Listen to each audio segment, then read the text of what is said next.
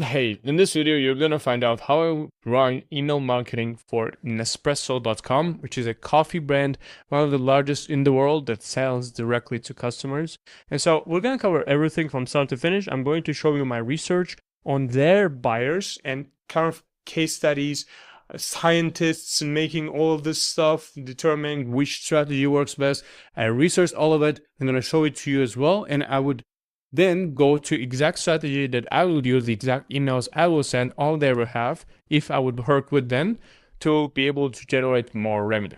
Okay, to be clear, I'm not affiliate with them. It's just a mock-up, just a test. So you can follow me along if you are in a similar industry or if you are an e-commerce brand. You're gonna find a lot of stuff that I'm gonna talk about really useful. So with that being said, let's get into it. Now, to be able to determine how to run email marketing for any brand, especially for coffee, you need to look at their buyers. So like I took a look at their buyers and I really brainstormed okay, who they are, right? And for coffee, it's very important to understand your customers has already chose to buy more coffee. Like without even buying one basically thing, right? They already chose that this probably is going to be a long-term investment. I'm going to keep buying it. Coffee customers are really loyal. So the only question left is who they buy it from. So coffee is not like most things people shop for. Nobody decides whether to drink coffee again. They know they will, right? This makes this very different kind of a store to run. And to be able to prove my point, right, this is a study by NCA National Coffee Data Trends at Spring 2026, so really recently. It shows that 2 out of 3 adults in America drank coffee yesterday. 2 out of 3. 66% of US adults drank coffee yesterday. 2.8 cups a day they drink on average, so like almost 3. And 85% drank it at home, so the highest since 2012. People think that people go to Starbucks a lot, and that's again, like I know that they go a lot, but turns out 85% of them drank it at home, which is signals something for a coffee brand like Nespresso. Now, what does this tell you, right? The number, knowing the number is good, but what does this tell us? This tells us that the habit puts a clock on every bag we ship, which means if you look at your current bags, let's say your current bags have 24 to 36 cups in a 12-ounce bag. Let's say like you sell a 12-ounce bag, that's your best-selling product. Well, what happens, like within 14 days, based on most numbers, that's it. It's gone. So that's where you need to strategically send emails or send any other marketing to them, right? After 14 days. And so if you would be another brand, let's say you sell like refilling the bottles, right, inside our head. Let's say they usually drink it about within like 15 days or 30 days. Then you know that you need to put your marketing out there in front of their face within that period, after that period, or close to that period. And by the way, if you don't know it, you can look at it, but also you can just ask your customer, like survey your customers when your stuff usually ends to be able to strategically put it in front of their face. But one of the things that is really worth saying out loud, this is the one number here you already own, right? So it sits in the order history every buyer you have had. So you can just look at it. And almost no coffee stores really use that clock that I just showed, right? Now, with coffee, there's another thing that's important to understand. And by the way, this is the sources. It's Coffee Brand Unit Economics, 2026. And from the same source, basically, I found out that to win one customer, you pay like $35 to $55 of cost per acquired customer, and what the typical customer spends is about $45 to $85. So you basically if you take out the coffee, the bag, and the shipping, it's basically close to nothing, right, left after their first purchase. So you almost need to rely on them buying it again, which makes it beautiful, which is the culture of coffee, right? Which is the game you're playing right now. You just need to be aware of it. It's not a good thing. It's not a bad thing. It's not a good thing. It's just the rules of the game. So everything resets on them coming back. Now, do they actually come back? In here, there's another study, right? It's a share of first-time buyers that place the second order, It's made by DTC, Direct to Customer Retention Benchmarks in 2026. What it says is that a typical store in food and drink stores, 28 in 100 buy again, right? So 28 in 100. For the best ones who are crushing it, it's 40 to 55. So 28% versus 40 to 55. That's like almost double more. And we're going to cover what those stores do differently and how I would implement it in our email marketing for this brand, Nespresso. And people would think, well, we'll just need a subscription. Like we need to get them on a subscription. That is true, but I can't really show you the fact that that's the magic thing you're going to do, because there's also another study that says, well, 5 to 10 members on your subscription in 100, out of 100 will leave every month, right? And 28 in 100 quit inside the first 3 months. And the biggest number, 28 in 100. So the first 3 months are basically the months that you need to build trust on. After that, we pretty much stay forever. And another thing I just want to quickly mention, more ads make the lead more expensive, right? If you lose money on the first order, more first orders just lose more money. It's just very simple. So we just need to agree with me and you, that we need to be focusing on repeat purchases. Oh, all right. I also did 2 more researches about specifics of coffee buyers with emails. And it turns out that about 41% of total store revenue for the brands that are crushing it with like coffee brands, it comes from email marketing, right? A significant share. So I was checking whether it actually is worth really, really focusing, squeezing that email. And it actually turns out, yes, 41% is just insane number. That's almost half of the store revenue comes from email. Also, another study is coffee buyers answer the emails better than most other buyers, right? 52% open rate on carts emails in food and drink. It's basically the highest of any other category. This is Klaviyo abandoned cart benchmarks, right? Klaviyo is the biggest email sender out there in the world right now. Now, what I would do for that, here's what I would do. I would send these 9 core flows. Flow is an automation. So let's say is an automation, someone joins your list, they immediately gets emailed without you manually doing anything, like immediately clap your emails. Then that's a flow, right? They will get series of emails regarding the welcome. Let's say someone, I don't know, buys something and they'll be on a cross-sell flow, which means there's another product that makes the current product better. And so there's a specific flow and there's a specific psychology to each of the flows, right? So this is the flow. There are 9 flows, 9 automations like this, 9 cases where they're doing something and you're responding them with an automated flow without doing anything manual once again. I would set up these 9 flows. Let me cover all of them one by one. We'll set up welcome flow. Welcome flow is just fires when someone joins the list. Someone goes on your list, go on your pop-up, click on it. They get like 4 to 5, 6 emails, introducing to a brand, giving them a discount, and just welcoming them, right? Second, abandoned cart. Let's say I'm a buyer, I go to Nespresso, I just browse over here, right? And then I add something to cart. Let's say I like this, I view details, and I add something to my bag over here. What will happen is if I exit that, this flow will chitter. It will say, hey, you've abandoned your cart. Here are the things that you abandoned. Come back, whatever. You need to show proof over here. Another flow after that will be abandoned checkout.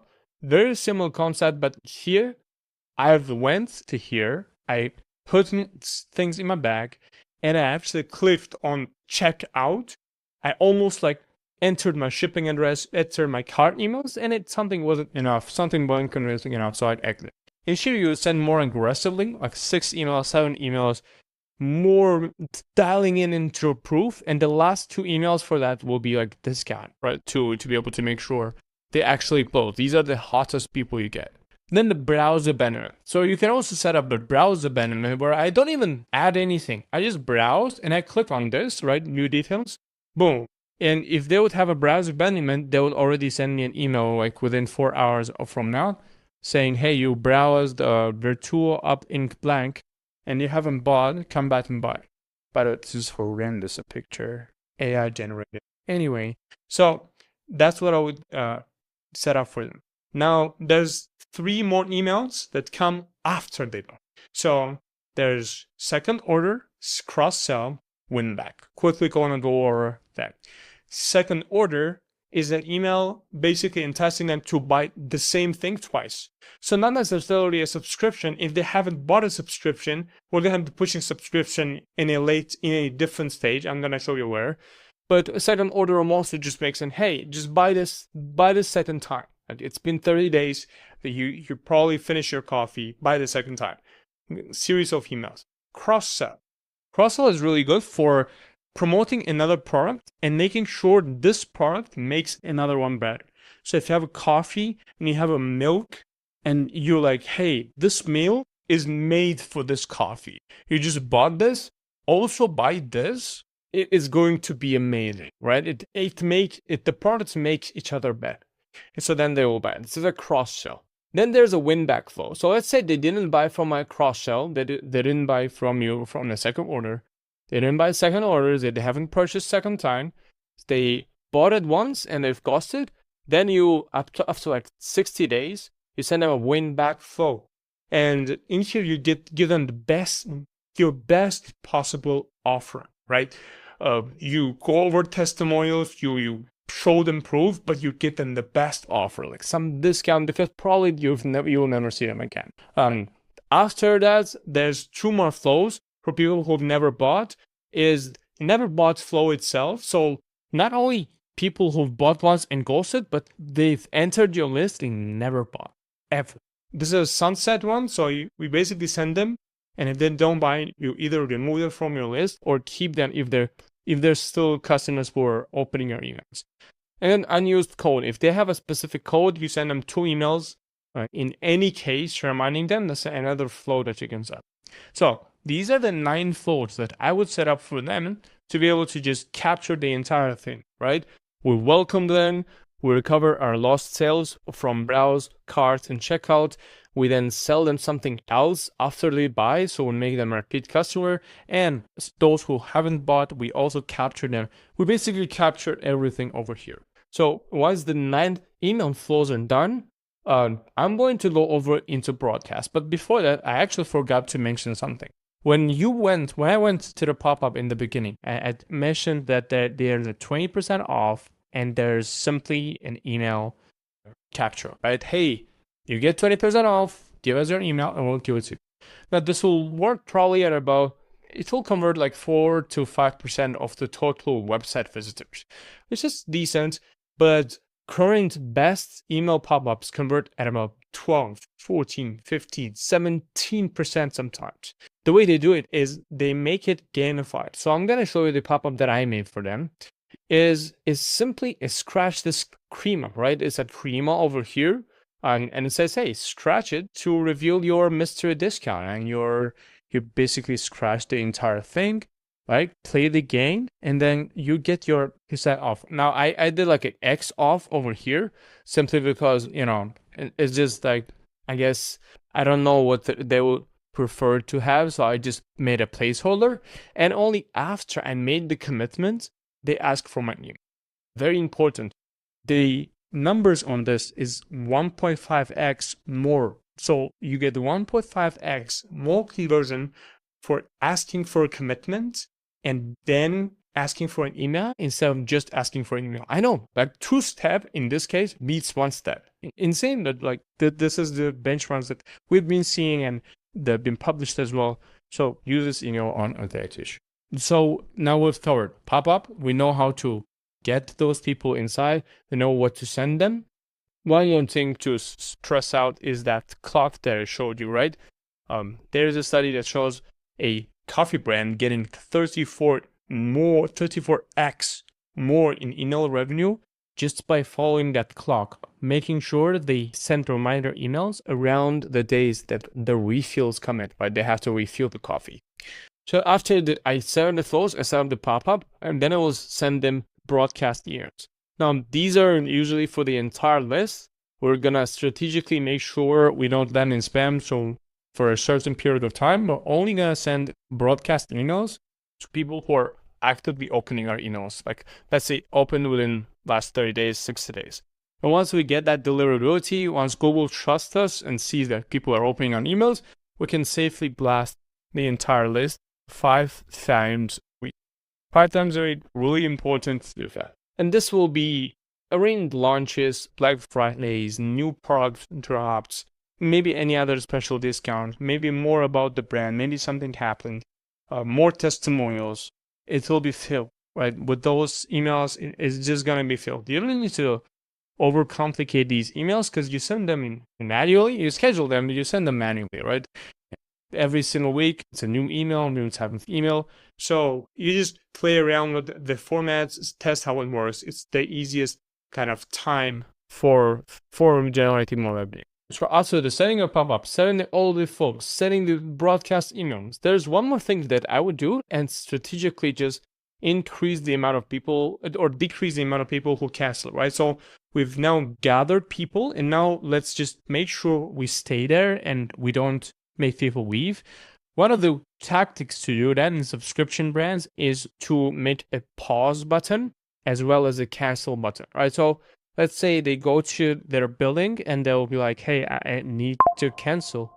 Most brands will just have a cancel subscription and then something like that. Which I found out, according to the study, is that 22% more members were kept when skip and pause exist. So skip this month and pause this month or cancel this month, like 3 options, right? You can do even 2, but let's say 3, right? Skip this month, pause, and then completely cancel. What we found out, 22% more members kept. You will basically get 22% more money and more revenue per month with doing this.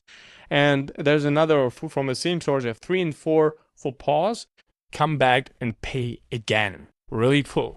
And if you want like specific case studies regarding the coffee brands that have done it, I've linked it in the second link in the description. This presentation will also be there. You can grab it right there. With that being said, if you like this video, I do this for a living. I do e-commerce, email marketing for a living. If you're an e-commerce brand, click on the first link in the description. Book a call with me. We're going to show an actual flow build out for free just to show you how it looks before you're even committing. Jump on a call. Other than that, second in the description, all the resources that I have. Subscribe to the channel and I'll see you in the next video.